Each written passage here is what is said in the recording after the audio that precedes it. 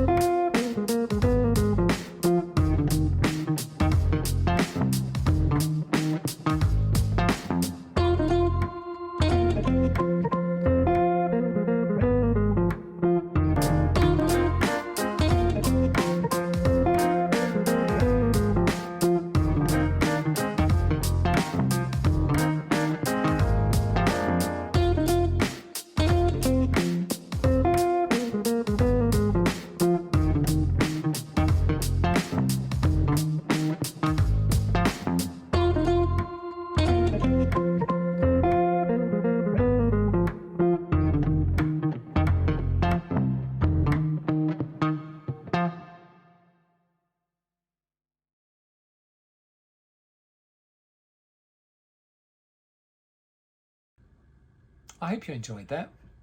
You can purchase all of my templates up from my Etsy store. You can get them as digital downloads, or you can purchase them as physical paper that you can fold yourself at home. You'll find all of those details in my comments. Please, if you did enjoy this video, please do follow me and follow my channel, and have a fantastic time and happy crafting. Bye bye.